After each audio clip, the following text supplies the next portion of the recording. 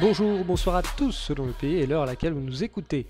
Bienvenue dans ce 7e épisode de l'autre Coupe du Monde, l'émission quotidienne qui vous fait vivre le mondial russe au travers du prisme si particulier de la rédaction de Lucarne Opposée. Aujourd'hui, nous ferons un rapide point sur les rencontres de l'Iran et du Maroc. Nous retournerons ensuite à Rostov revivre avec Jérôme Le Signe ce soporifique Uruguay-Arabie Saoudite. Puis Nicolas Kougou nous parlera du football ethnique en Australie. Enfin, nous terminerons as usual avec le point sur nos compétiteurs du jour, l'Australie d'Antoine Blanchet-Quérin, le Pérou de Romain Lambert ainsi que l'Argentine chère à Senior Kougou. Iran, Maroc, après s'être affrontés, ces deux outsiders du groupe B attaquaient les favoris pour des résultats similaires mais des destins différents.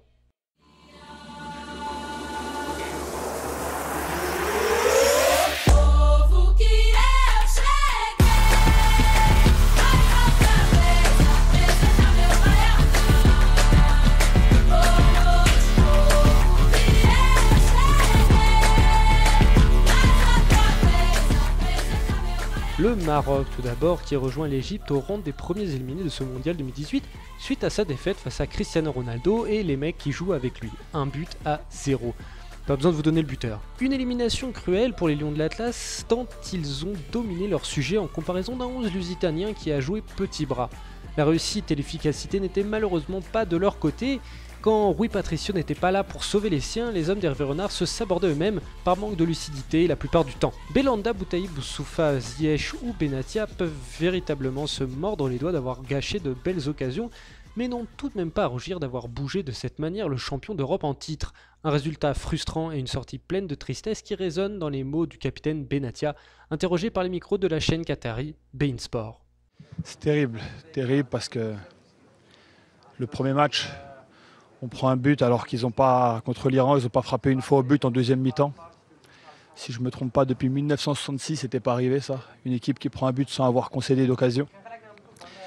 Malheureusement, ça nous arrive. Aujourd'hui, on avait à cœur de vraiment, pour ces supporters qu'on a, qui sont extraordinaires, on avait vraiment envie de leur montrer ce qu'on est capable de faire, de leur montrer quelle fierté on a d'être là aujourd'hui, de pouvoir les représenter. Et je pense qu'on a fait 90 minutes de grande qualité. Je dis bien de grande qualité avec une équipe jeune, mais une équipe qui est sûrement pleine d'avenir. Contre les champions d'Europe. Donc c'est pas donné à tout le monde. J'ai toujours été fier de jouer dans cette équipe, de jouer pour mon pays. Je l'ai toujours dit durant ma carrière. Mais aujourd'hui, honnêtement, je ressens une fierté incroyable. Et voilà, c'est difficile. Je suis pas quelqu'un de très émotif, c'est vrai, mais là aujourd'hui, honnêtement, surtout pour ces jeunes joueurs, pour cette génération, pour tous les gens qui avaient aujourd'hui, tous les Marocains partout dans le monde. Ouais, je sais bien que personne n'y pensait, même des gens malheureusement, certaines personnes proches de nous nous avaient déjà tourné le dos après le premier match. Et je le dis et je le répète bien, certaines personnes proches de notre équipe même pensaient qu'on était devenus des enfants gâtés depuis la qualification à la Coupe du Monde, qu'on ne méritait pas d'être là, etc., etc. Il y en a qui pensaient ça. Et pas des journalistes ou des gens proches qui ne devraient pas avoir ce genre de paroles, pourtant ils l'ont eu. Et nous, les joueurs, on avait envie de leur montrer à ces gens-là, tous ces guignols, on voulait leur montrer de quoi on est capable, qu'on est une génération qui a beaucoup de cœur. On n'est peut-être pas les meilleurs du monde, mais on a beaucoup de cœur. Et aujourd'hui, on l'a vu. On a vu des joueurs comme Boussoufa d'1m50 aller gagner ses duels avec des joueurs qui font 2 mètres. Et on a vu, voilà, je citais Boussoufa parce que c'est peut-être le plus ancien, mais tout le monde, j'aurais pu dire tout le monde. On a vu une équipe d'hommes. Et honnêtement, je suis triste entre guillemets, de sortir de cette compétition. Mais un grand merci vraiment à tout notre peuple qui est venu nombreux ici en Russie. Même émotion chez le bel Hervé qui pointe en passant l'attitude de Pep, selon lui pas totalement innocent sur le but portugais. Il faut féliciter tout le public et puis tous les joueurs parce qu'ils ont été fantastiques. Et juste regardez le corner, le numéro 3, et puis tout est dit. L'Iran aussi s'est incliné en faisant vivre moult frayeurs aux Espagnols. Défaite d'un petit but de Diego Costa en seconde mi-temps, les Iraniens ont longtemps tenu la roja en respect, se montrant disciplinés, courageux et un brin filou, il faut le dire, à défaut de réellement pouvoir se porter vers l'avant. Enfin, jusqu'au but de l'Espagne tout du moins, car une fois menée, la Team Melli a su se montrer dangereuse et sortir plus que proprement de son camp. Ça ne passe pas ce coup-ci, mais rien n'est encore perdu et l'on sent que Al-Safi, Beiran Van, Zarifar, Asmoun, Amiri et compagnie ont les armes pour créer l'exploit contre Cristiano Ronaldo. Hier, le groupe A terminait également son second tour de poule par un Uruguay-Arabie Saoudite qui n'a pas fait lever les foules. Mais vous le savez, quand on parle de céleste sur le carne opposé, on voit pointer le bout du nez de notre œil de Moscou, Jérôme Le Signe, qui a vécu cette rencontre à Rostov.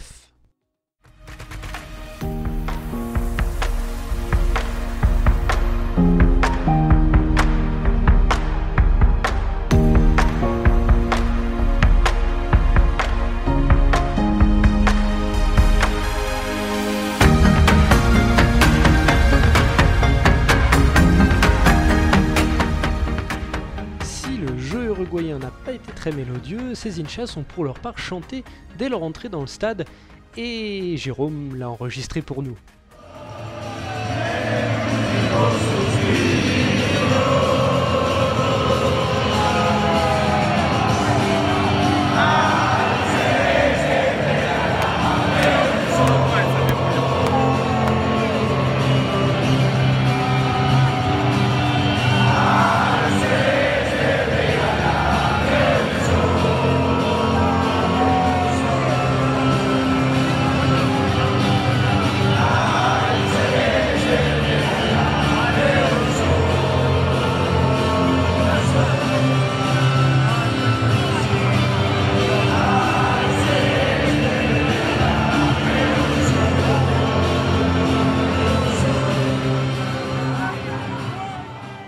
Des Inchas uruguayens qui aussi encore chantaient l'hymne à plein poumon. On se réécoute ça, c'est toujours très beau.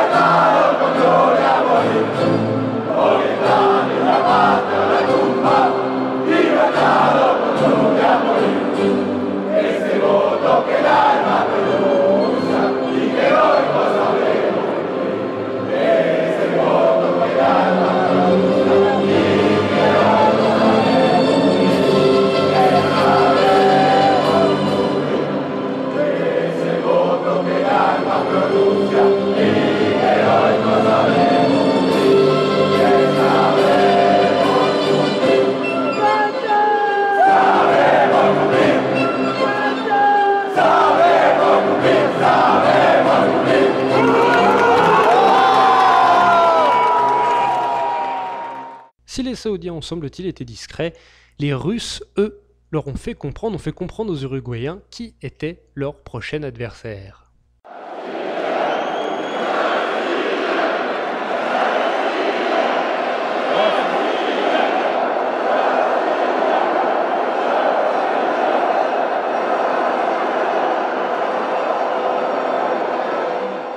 Bonjour Jérôme, comment vas-tu aujourd'hui ? Écoute, je vais très bien, Simon, dans la chaleur de Rostov. L'Uruguay est qualifié pour les huitièmes de finale, donc tout va bien. Alors l'essentiel, c'est les 3 points. Est-ce que tu es content ?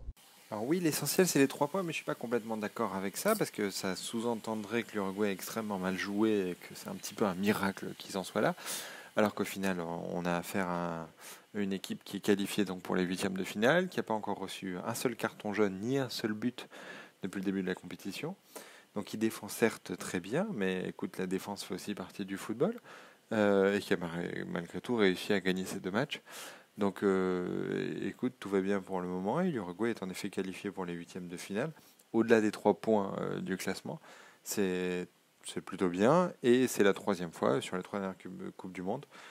Donc c'est plutôt excellent, et donc on va retrouver l'Uruguay dès les huitièmes de finale.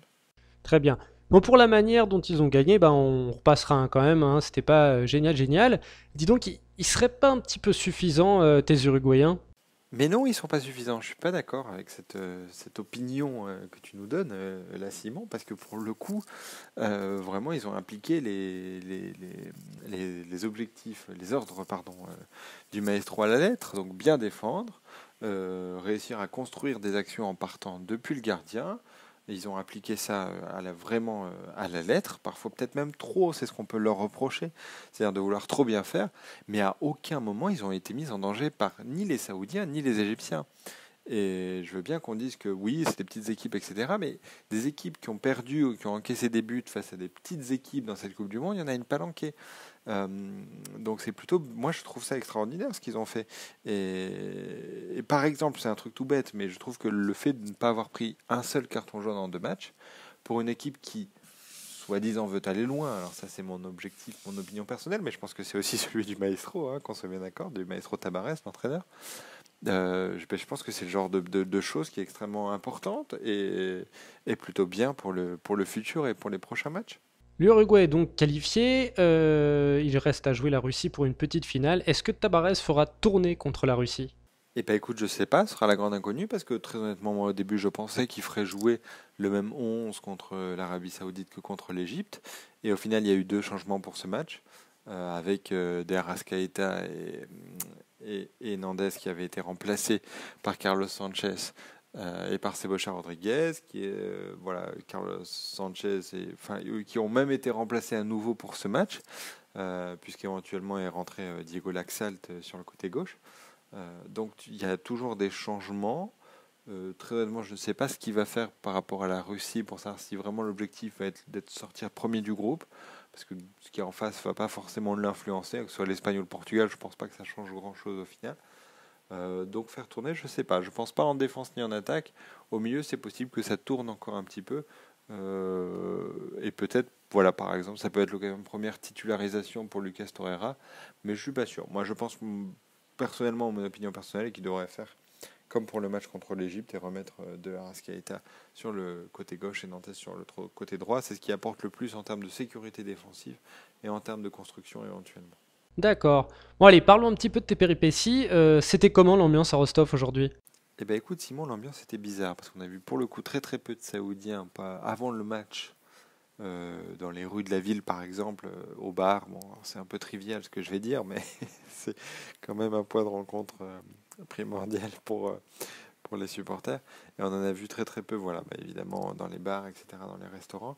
Et pour le match il y en avait quelques-uns, mais c'était vrai que principalement il y avait 2 types de supporters pour ce match, qui étaient les Uruguayens, qui étaient présents en masse dans le stade, et aussi pour le coup par rapport à la différence avec le match contre l'Égypte à Ekaterinbourg, beaucoup de Russes dans les tribunes supérieures, qui étaient remontés comme des coucous, avec beaucoup de drapeaux et de fanions, de peintures sur le visage aux couleurs de la Russie. Et donc des chants, comme j'ai pu te faire écouter, qui tombaient des tribunes d'en haut, où on entendait les supporters russes chanter Russia, Russia.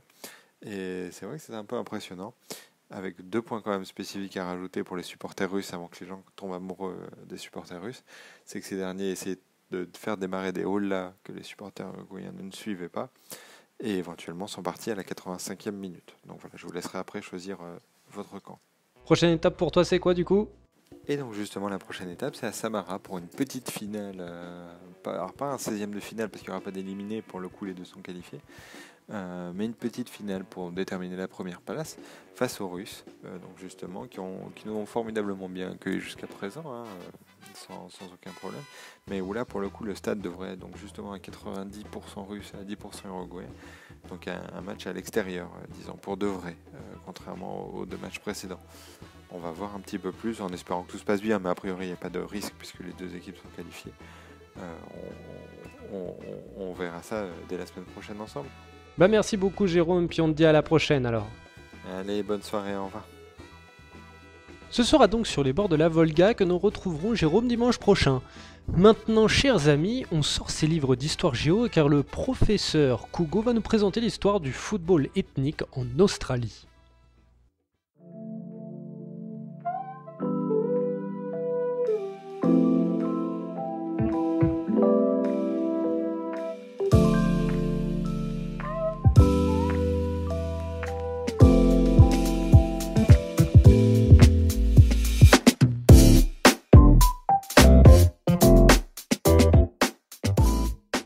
Nombreux sont ceux qui l'ont découverte lors du premier match face aux Bleus, nombreux ont aussi été les clichés véhiculés à son sujet. Pour son entrée en Coupe du Monde, la nouvelle Australie version Van Marwijk a longtemps accroché l'équipe de France et fait honneur à sa réputation, montrant surtout sa capacité à répondre présente quand la compétition a commencé.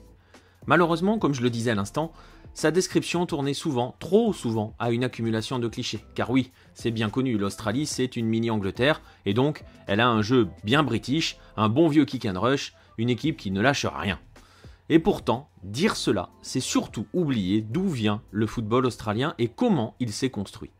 Bien évidemment, lorsqu'on s'intéresse aux origines d'un football dans un pays, les Britanniques ne sont jamais bien loin. Les premières parties de football disputées en Australie remontent à la fin du 19e siècle, et longtemps, on a pensé que le premier match avait opposé une équipe nommée les Wanderers à des étudiants de la King's School de Sydney en 1880. Si plusieurs enquêtes ont ensuite montré qu'il y avait probablement eu des matchs disputés auparavant, notamment un du côté de Melbourne vers 1875, il est un fait incontestable, l'évolution et le développement du football sur la terre des kangourous va dépendre des arrivées massives des migrants européens au cours du XXe siècle, que ce soit après la grande crise des années 30, mais surtout entre les deux guerres et après les deux guerres, surtout la deuxième.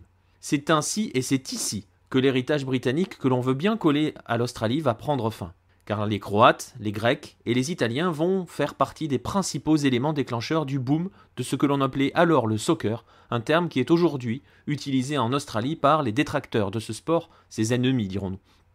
Et on va alors ainsi voir rapidement naître de nombreux clubs dits ethniques, car fortement liés à leur communauté de migrants. La communauté au plus fort impact reste ainsi la communauté croate. On peut citer le HSNK Zora, premier club croate, créé en 1931 à Sydney et qui n'existe plus aujourd'hui, ou les Adelaide Raiders, anciennement Adelaide Croatia Soccer Club, le plus vieux encore en activité, créé en 1952, mais on peut aussi citer les Melbourne Knights, ancien SC Croatia, ou Sydney United 58, autrefois Sydney Croatia. Leur importance dans la dissémination du football en Australie est telle qu'un tournoi annuel sera organisé à partir de 1974, portant le nom de Australian Croatian Soccer Tournament, et est organisé tout simplement par la Fédération croate de soccer d'Australie et de Nouvelle-Zélande, qui est créée la même année. Pour tout vous dire, ce tournoi existe encore. Parmi les autres clubs ethniques, on peut citer les Grecs, comme les clubs de South Melbourne, initialement appelés South Melbourne Hellas, ou les Sydney Olympic, qui étaient d'abord appelés Pan Hellenic Soccer Club, et aussi, on peut citer les Italiens avec le premier, peut-être pas le premier, mais en tout cas le plus vieux club ethnique de tous, le Charleston City Blues FC, fondé en 1900 et qui fusionne ensuite avec l'Azzurri, ou encore, on peut citer un historique, l'Adelaide City FC, dont le premier nom était tout simplement Juventus, et qui entre dans l'histoire donc du football australien, parce qu'il va remporter l'ancêtre de la Ligue des champions d'Océanie lors de la première édition de celle-ci en 1987, et devenir ainsi le premier Australien à rapporter ce titre continental. Alors évidemment, la liste est longue, ces trois communautés ne sont pas les seules, on va trouver aussi des Serbes, des Néerlandais, des Écossais, des Macédoniens, des Irlandais, des Turcs. Toutes les communautés de migrants qui vont s'installer en Australie vont créer leur club à eux et vont ainsi contribuer à influer sur le développement du football sur la terre des kangourous. Et évidemment, leur influence n'a pas toujours été positive, la forte identification à une communauté a longtemps été un frein, d'une part pour d'autres, pour accéder au football. En se sentant exclus de cette communauté, ils n'osaient pas y aller, mais il y a eu aussi des soucis de violence qui découlaient parfois de conflits très européens que l'on venait adapter au football local. Au point que lorsque la Fédération australienne a décidé de prendre son football en main au début des années 2000, elle a tout simplement banni l'affichage des origines ethniques dans les noms des clubs, d'où les modifications que vous avez pu constater lorsque j'ai égrené quelques listes de clubs ici. Une décision qui n'a pas toujours été acceptée par les clubs concernés, bien évidemment. Alors on reviendra évidemment en détail sur Hello, sur l'impact de ce football ethnique dans la construction du football d'Australie, parce que le sujet mérite de passer plus de temps, tant il est passionnant. Mais il est un fait incontestable, tous ont contribué à propager le football aux quatre coins de l'Australie, tous, en fournissant aussi et parfois la sélection, ont également contribué à la construire et lui à offrir cet aspect multiple dans lequel se trouve probablement son incroyable capacité à rapidement s'adapter à une nouvelle philosophie, le passage par exemple de Postecoglou à Van Marwijk se faisant finalement assez rapidement et en étant la dernière illustration. Égrenez les noms des Socceroos de 2018 pour remonter assez rapidement à leurs origines. Regardez combien sont passés par ces clubs ethniques, car ils sont encore nombreux à garnir les divisions inférieures du pays, et vous mesurerez le riche héritage qu'ont laissé ces clubs, qu'a laissé cette vague d'immigration au cours du XXe siècle, un héritage qui est un patchwork aux multiples origines européennes, qui a ainsi contribué à façonner un football multiculturel bien plus complexe qu'un vulgaire kick and rush anglais. Vous la voyez venir la transition, n'est-ce pas ? Eh oui, vous avez bien vu, nous restons dans le bush et on accueille Antoine, notre Socceroos Dundee, pour faire le point sur l'Australie à l'heure de son second match face au Danemark.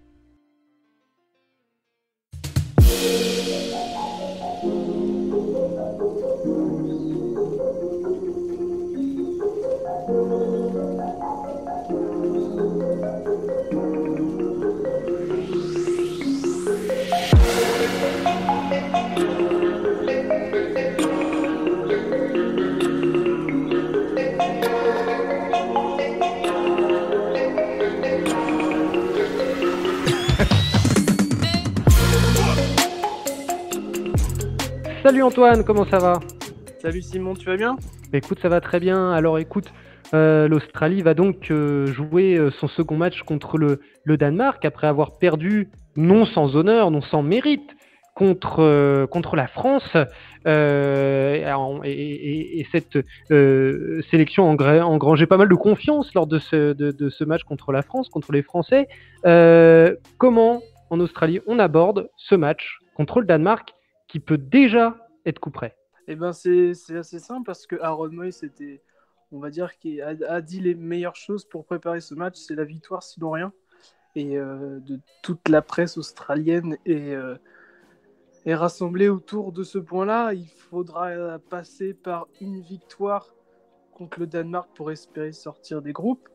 C'est possible aussi de toujours sortir avec le point du match nul.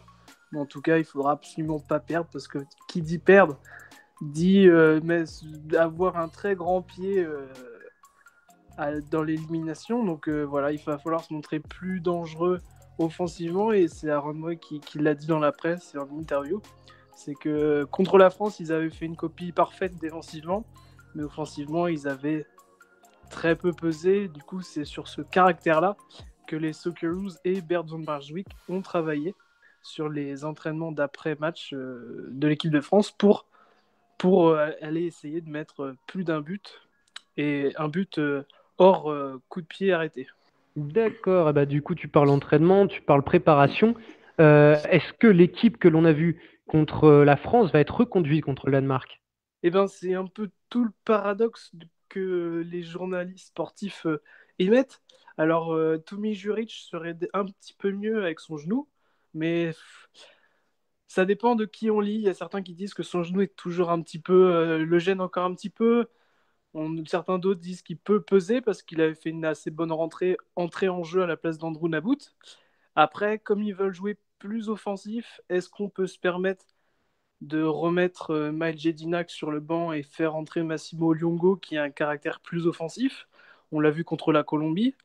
Mais voilà, est-ce qu'on peut se priver de Maël Jedinak quand en face on a des joueurs comme Poulsen ou Eriksen? C'est tout le paradoxe. Mais pour le reste, on part sur quelque chose qui semble identique à l'équipe de France. Sur le site officiel des Socceroos, avant chaque match, les supporters peuvent faire leur 11. Et donc, du coup, si on regarde les supporters, comme il y a à peu près 5000 voix par vote, ils veulent Daniel Arzani titulaire à la place de Cruz et ils aimeraient bien voir, au vu des votes, Tim Cahill présent parmi le 11 de départ. Ah oui, Tim Cahill, carrément le vétéran, mais toujours très talentueux. En fait, ça s'explique un petit peu parce que comme les défenseurs sont très très grands et que ça peut jouer sur des centres, c'est vrai que c'est quand même le meilleur pour placer sa tête. Donc ça peut s'expliquer. Ça peut se comprendre, en effet. Ça peut se comprendre. Alors, pour terminer, on l'avait vu l'autre fois, tu nous l'avais dit qu'en Australie, cette Coupe du Monde n'était pas forcément la plus grande news locale, parce que tout simplement, le football n'est pas le sport roi en Australie. Mais est-ce que la performance des Socceroos a réussi à réveiller un petit peu l'intérêt des Australiens?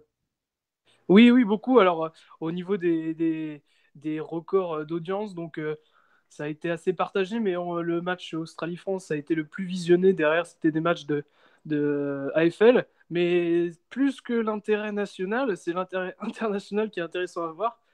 on a une pléiade d'agents qui sont aux portes du camp d'entraînement de l'Australie pour signer les Socceroos. Donc on a Trent Sainsbury qui aurait, selon son agent, 27 offres concrètes, mais on tourne autour de 3-4, surtout 3 anglaises. Surtout que celui il est en fin de contrat avec le Jiangsu Suning. Mais en tout cas, oui, c'est surtout les étrangers qui sont très, très, très intéressés par le Socceroos, et notamment Daniel Arzani qui a 3 pistes en Hollande. Donc on connaît l'AZ Alkmaar, mais c'est surtout l'Ajax d'Amsterdam qui prête attention, tellement attention qu'il a eu cette question en conférence de presse et qu'il a dit que pour l'instant, il était concentré sur sa Coupe du Monde et après on verra. En tout cas, oui, même si l'intérêt national est à peu près là, c'est surtout l'intérêt international sur les Socceroos qui est très très fort. Qui est notable. Bon, et bien écoute, et puis ça peut se comprendre, hein, puisque les joueurs australiens ont vraiment montré quelque chose d'intéressant contre les Bleus. Et bah écoute, merci Tout à beaucoup, fait. Antoine. Et on se retrouve alors demain, tu ne seras pas disponible, ou Non. peut-être, enfin on verra comment ça se déroulera. Alors peut-être à demain pour débriefer le match contre le Danemark. Sinon, on se dit à la prochaine pour le match contre le Pérou, l'Australie-Pérou. Voilà. Exactement. Ciao. Ok. Ciao, Salut Simon. Antoine. Enchaînons avec l'autre équipe lucarne opposée du groupe des Français, la hype du Pérou de Romain Lambert, qui va devoir réaliser un exploit face à la bande à Griezmann pour ne pas déjà faire une croix sur la qualif. Bonjour Romain, comment vas-tu ? Salut Simon, bah oui ça va, toujours dans la grisaille de Lima depuis la dernière fois, ça bouge pas en tout cas. Ah, moi on me l'a dit, à Lima il fait toujours gris, je l'ai dit l'autre fois, et visiblement c'est toujours pareil, donc c'est quelque chose qui ne change pas. Quelque chose qui devrait changer, qui j'espère va changer, c'est le compteur points du Pérou dans son groupe, puisque le Pérou va jouer son second match contre la France, un gros match donc, contre le favori du groupe et contre, on va le dire, hein, c'est quand même notre nation. Le Pérou a perdu son premier match contre Danemark, on était déjà revenu dessus. Est-ce que depuis samedi, les Péruviens se sont remobilisés ? Ah bah oui, tout à fait. Là, le Pérou s'est tout de suite remobilisé après le match contre le Danemark. De toute façon, on n'a pas fait une bonne entame de mondial parce que l'objectif, c'était de gagner contre le Danemark ou au moins faire match nul. Donc là, maintenant, on n'a plus le droit à l'erreur. Il faut battre la France si aussi, comme on dit ici. Oui. Donc voilà. Donc là, maintenant, Gareca va mettre la meilleure équipe en place pour chercher les 3 points, tout simplement. Et bien justement, j'ai envie de te demander, quelle est la meilleure équipe péruvienne à laquelle pense Gareca pour battre le favori, l'ogre de ce groupe ? Alors d'abord, il y aura, je pense, le retour de Paulo Guerrero en titulaire. Donc ça, il y a des grandes chances de le voir débuter. Il va être, j'espère, mieux en forme et bien habile devant le but, hein. Et après, le gros doute, c'est au milieu. Parce que Tapia, donc Renato Tapia, il s'était blessé, il a reçu un gros coup lors du match contre le Danemark, il a été KO même, le lendemain il ne se rappelait plus de son match. Donc les médecins attendent vraiment la dernière minute pour voir s'il pourra débuter, donc on verra ça demain. Et sinon, ça serait Pedro Aquino qui le remplacera, donc du poste pour poste. Après, oui, pour faire de la place à Guerrero, donc, on verra si c'est Farfan qui irait sur le banc ou peut-être Flores ou Cueva. Donc ça, encore une interrogation qu'on verra vraiment demain à l'annonce des équipes. Il n'était pas question que Carrillo aussi fasse partie des alternatives qui iraient sur le banc ? C'est possible, surtout que Carrillo a aussi fait des travaux à part, des entraînements à part, mais plus pour se récupérer. Mais là, vu le gros match qu'il avait fait contre le Danemark, ça a été l'homme du match même, côté Pérou, je le vois mal commencer sur le banc, honnêtement. Moi, je pense que ce sera plutôt Flores ou Cueva. Mais bon, Cueva, le pauvre, il a raté son penalty, ça serait un peu le tuer si on le met sur le banc. Flores, c'est un peu le joueur qui est en dessous. Pour l'instant, il n'a pas démontré là, grand-chose sur les 2, voire 3 derniers matchs. Mais on a quand même besoin de lui pour prendre les espaces. On a besoin de sa vitesse, son intelligence de jeu. Donc là, c'est un peu le casse-tête là, pour Gareca. Donc bon, lui, il mettra l'équipe la plus forte. Et voilà, tout le monde a confiance en lui. Il y a tout le pays qui est derrière le Pérou, derrière le sélectionneur. Et c'est le plus important, quand on aura du beau jeu. Bah, tu me fais les transitions parfaitement parce que j'allais te demander justement, au moment de rencontrer les Bleus, comment les Péruviens, le peuple péruvien, voyait son équipe nationale. Est-ce qu'ils ont critiqué un petit peu le 11 sont toujours derrière eux? Est-ce qu'on y croit? Oui, oui, tout à fait. On y croit à fond. Surtout qu'on a vu la France un peu fébrile contre l'Australie. On a vu que c'était une équipe qui était prenable et avec le jeu du Pérou voilà, que prône Gareca depuis presque 2 ans. Voilà, il y a tout le pays qui y croit. De toute façon, voilà, c'est une Coupe du Monde, il faut affronter les plus forts. Et le Pérou, c'est une équipe qui joue le ballon. Donc ça va être intéressant parce que la France aussi, du coup. Donc ça sera une belle affiche, mais il y a vraiment tout le pays qui est derrière, le pays qui a même pardonné le pénalty raté par Cueva. Voilà, on soutient tous derrière. Très bien, et bah, qu'ils restent derrière leur équipe. Et pour une fois, sur lucarne opposée, enfin, je l'avais déjà fait contre l'Australie au premier tour. Je souhaite aux Péruviens un bon match, mais pas plus que ça. Merci beaucoup, muchísimas gracias, Romain. Et on se retrouve demain, du coup, pour faire le débrief. J'espère, sauf si je me fais découper par les Péruviens après une victoire de la France, on verra. On va prier pour toi.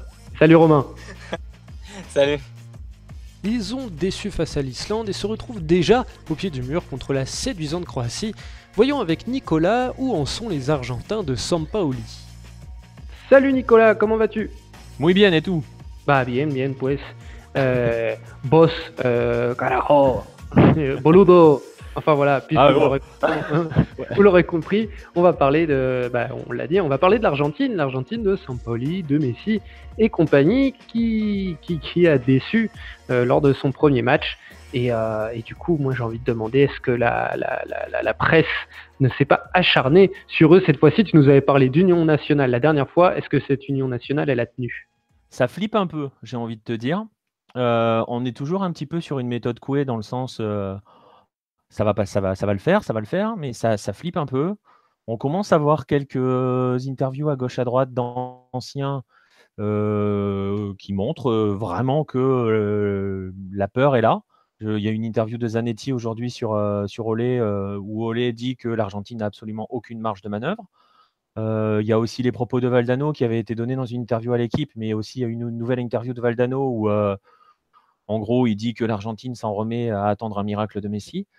Et je vais te dire, ça critique pas encore complètement les choix de Sampa, ça les remet pas en cause, mais tu sens que ça commence à flipper quand même. Ça serre un peu les fesses, si je peux m'exprimer ainsi. Bah, d'autant plus que cette fois-ci, on le sait, hein, l'Argentine était tombée dans un groupe très compliqué avec l'Islande, la Croatie, le Nigeria, que des équipes qui ont une certaine réputation. Et cette fois-ci, là, l'Argentine va se coltiner l'autre grosse équipe connue, en tout cas favorite de ce groupe, c'est-à-dire la Croatie, qui a été très séduisante contre le Nigeria et qui sera probablement un os plus difficile à ronger que l'Islande. Est-ce qu'on a peur de la Croatie? Ouais, j'ai envie de te dire, je te dis, hein, on sent qu'il y a une crainte. Voilà, tu l'as dit, la Croatie, c'est un autre calibre que l'Islande. Ça n'a pas convaincu côté argentin face à l'Islande, très très loin de là, parce qu'on a vu les mêmes mots que d'habitude, que ceux que l'on voit depuis que Sampa est arrivé. Et oui, il y a une vraie crainte. On a déjà des articles avec la liste des scénarios possibles, en envisageant ce qui peut se passer en cas de victoire, de nul, de défaite, ce qui montre quand même que tu n'es quand même pas foncièrement complètement serein. Et bah oui, voilà, il suffit d'égrener les noms des joueurs qui forment la Croatie. C'est clairement un autre standing que l'Islande. On s'attend côté argentin. Je vais pas te dire à souffrir parce qu'un Argentin, il s'attend jamais à souffrir, parce que normalement l'Argentine ne doit pas souffrir. Voilà, aussi, faut dire les choses. Mais c'est vrai que on est vraiment pas serein. Et du coup, ils sont pas sereins, mais j'imagine que Sampaoli, lui, s'efforce de l'être. Et est-ce que tu sais s'il a préparé un plan d'attaque particulier pour maîtriser, hein, t'as pas dit les noms, mais on peut les dire, les Modric, les Rakitic, les Mandzukic et compagnie. Bah, c'est aussi un autre motif d'inquiétude, je dirais, côté argentin. C'est qu'on va avoir un nouveau schéma tactique d'annoncer. L'Argentine travaille sur un 3-4-3 depuis plusieurs jours à l'entraînement. On devrait partir sur un 3-4-3. assez étrange. Très honnêtement, c'est voilà. Je peux donner le 11 qui est annoncé si tu veux, avec Caballero dans les buts, une défense à 3, Mercado, Tamendi, Tagliafico, et au milieu 4, Salvio à droite, Mascherano, Pérez, parce qu'on a eu un doute entre Mezza et Pérez, mais c'est Enzo Pérez qui va être à côté de Mascherano, Acuna côté gauche. Il a enfin compris qu'Acuna était milieu offensif gauche, ça c'est une découverte. Et devant les 3, Messi, Agüero sûr dans l'axe. Et le troisième larron, ça se joue entre Christian Pavone et Maxi Mezza. Là, on a encore quelques doutes. Mais on va repartir sur un nouveau schéma, sur donc une nouvelle animation qui n'a pas forcément été travaillée sur le long terme. On en revient toujours, tu vois, c'est toujours les mêmes problèmes. On se répète. La dernière fois, je t'avais déjà dit à peu près la même chose. On est sur un nouveau schéma. Le problème, c'est qu'on est un jour où l'Argentine n'a franchement pas le droit de perdre. Là, pour le coup, si elle perd, elle est quasiment out. Et oui, d'autant plus que ce qu'on a vu du Nigeria n'est pas forcément rassurant par rapport aux 3 éventuels points que prendrait l'Islande. Bon, écoute, on verra demain, enfin on verra aujourd'hui, dans quelques heures, si l'Argentine, si l'histoire de l'Argentine dans cette Coupe du Monde 2018 n'est pas finalement en fait le crash annoncé. Voilà, s'il n'y a pas de miracle. Écoute, merci beaucoup Nicolas. Je t'en prie. Et on se retrouve très vite pour faire le débrief de ce même match de l'Argentine. Ça marche, à plus Simon. On termine comme vous le savez sur les récaps. Dans le groupe A, l'Uruguay l'emporte petitement contre l'Arabie Saoudite 1-0. Égyptiens et Saoudiens sont donc éliminés du mondial avant leur rencontre et une petite finale se jouera entre Russes et Uruguayens. Pour le moment à égalité 6 points chacun. Avantage pour les locaux tout de même à la différence de but, plus 7 contre plus 2. Dans le groupe B, si le Maroc dit au revoir au 8e après sa défaite contre le Sporting Cristiano Ronaldo 1-0, tout reste encore possible pour l'Iran qui s'est pourtant incliné face à l'Espagne sur le même score. Les deux nations de la péninsule ibérique sont donc aujourd'hui leaders avec 4 points et la même différence de but, suivent les Perses 3 points puis les Marocains assis sur leur bulle. Merci à tous de nous avoir suivis pour ce 7e épisode de l'autre Coupe du Monde. N'oubliez pas de venir nous solliciter sur les réseaux sociaux. La vidéo du jour est celle de Roberto Moar qui nous fait revivre le premier but de Luis Suarez dans cette Coupe du Monde. Et quant à moi, je vous dis à demain pour une nouvelle journée de ce mondial russe. Salut les amis. Vuelve a advertir y el córner vendrá. Sánchez para tirarlo. Ahí empuja Cosema. Y en el centro, Godín.